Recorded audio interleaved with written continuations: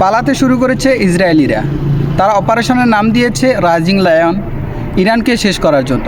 কিন্তু তারা সবাই শিয়ালের মতো লেজ গুটিয়ে পালাচ্ছে। দেখেন,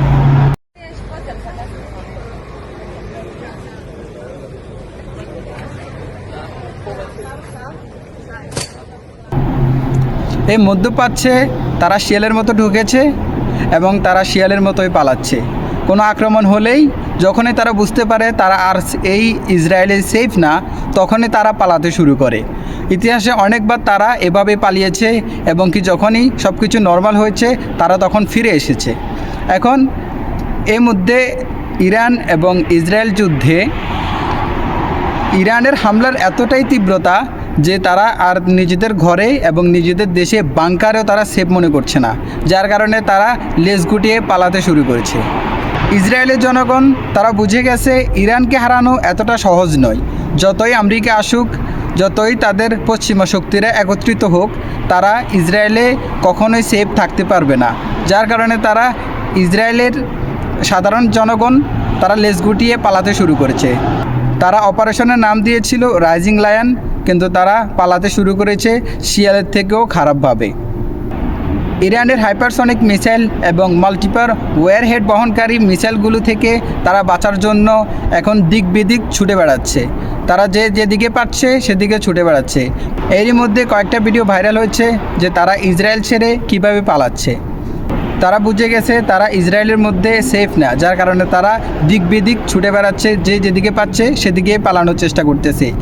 এই ভিডিওটা সাইপ্রাসের দিকে ছুটে চলা ইসরায়েলি জনগণের, যারা নিজেদের প্রাণ রক্ষার্থে ইসরায়েল ছেড়ে সাইপ্রাসের দিকে চলে যাচ্ছে। দেখুন কত বড় লম্বা লাইন। এর মধ্যে উত্তর কোরিয়াও কিন্তু ইরানের সাথে একসাথে যুদ্ধে যাওয়ার ঘোষণা দিয়েছে। উত্তর কোরিয়া বলেছে আমেরিকা যদি এই যুদ্ধে ইনভলভ হয় তাহলে উত্তর কোরিয়াও থেমে থাকবে না, তারা ইরানের জনগণের পাশে এসে দাঁড়াবে। যার কারণে ইসরায়েলি জনগণ আতঙ্কে আছে। পাশাপাশি আফগানিস্তান থেকে ইরানের সমর্থন বজায় রেখেছে। আর পাকিস্তান তারাও কিন্তু শুরু থেকেই ইরানের পক্ষ নিয়ে আছে। আর আমাদের আরব রাষ্ট্রগুলো চুপচাপ হয়ে আছে, দুই একটা কথা বলছে। তারা বলতে চাচ্ছে যে আমেরিকা যাতে এই যুদ্ধে অংশগ্রহণ না করে। এর আপনারা হয়তো ভাববেন যে এটা মুসলিমদের ভ্রাতৃত্বের কারণে তারা এই কথাগুলো বলছে। আসলে বিষয়টা এমন না। কারণ হচ্ছে ইরান প্রতিবারে বলে আসছিল আমেরিকা যদি এই যুদ্ধে অংশগ্রহণ করে তাহলে তারা মধ্যপ্রাচ্যের আমেরিকার যতগুলো ঘাঁটি আছে সবগুলো উড়িয়ে দিবে। যার কারণে আরবরা ভয়ে আছে যে আমেরিকা যদি এই যুদ্ধে ইনভলভ হয়ে যায়, আমেরিকা যদি সরাসরি ইরানের উপরে আক্রমণ করে, তাহলে মধ্যপ্রাচ্যে সৌদি বলেন, কুয়েত বলেন, কাতার বলেন, সবগুলো দেশে ইরানে হামলা চালাবে। কারণ সবগুলো দেশেই মার্কিনীদের ঘাঁটি রয়েছে। যার কারণে আরবরা এখন বলে বেড়াচ্ছে যে আমেরিকা যাতে এই যুদ্ধে অংশগ্রহণ না করে।